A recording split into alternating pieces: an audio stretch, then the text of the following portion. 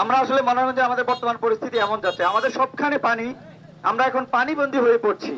আসলে আমরা পানিবন্দী হয়ে পড়ছি। আপনি দেখেন বন্যা কিন্তু শুধু মনোহরগঞ্জে হয় নাই, বন্যা ফেনীতে হয়েছে, বন্যা কুমিল্লা উত্তরে হয়েছে।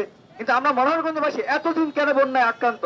আমরা বন্যা এতদিন আক্রান্ত কারণ আমাদের বন্যা পানি নামার সেই ব্যবস্থা নেই। আমরা যেখানে সেখানে আমাদের খাল দখল করে বাদ দেওয়া হয়েছে। আমাদের হচ্ছে যে বেল দিয়ে হচ্ছে যে মাছ মাছ ধরার জন্য একই সাথে পানি প্রতিবন্ধকতা তৈরি করা হচ্ছে। তার জন্য আমরা এতদিন আসলে ভুক্তভোগী।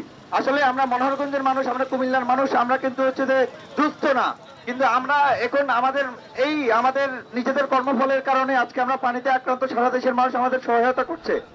আমি যেটা বলতে চাই, আসলে স্বাধীনতা যুদ্ধের শেষ আছে। যেমন 1971 সালে দীর্ঘ 9 মাস যুদ্ধের মাধ্যমে আমরা স্বাধীনতা অর্জন করেছি, কিন্তু মুক্তিযুদ্ধের কোনো শেষ নাই। মুক্তিযুদ্ধ চলতেই থাকে। সকল অন্যায় অপরাধ বৈষম্যের বিরুদ্ধে মুক্তির যুদ্ধ কখনো শেষ হয় না।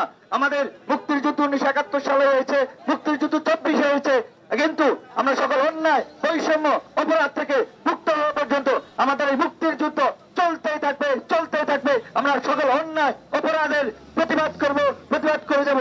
বাংলার মানুষ সকল অন্যায় অপরাধের বিরুদ্ধে এখন সোচ্চার। সবাই এখন এক কাতারে স্বৈরাচার হটিয়ে এক কাতারে এসে সামিল হয়েছে।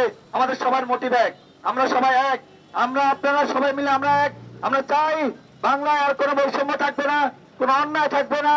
আমরা সকলেই মিলে একটি সুন্দর সুশৃঙ্খল বাংলাদেশ গড়ে তুলব এবং সকল অন্যায় অপরাধের প্রতিবাদ করব। আমরা কোনো অন্যায় করব না, আমরা কোনো অন্যায় করতে দিব না।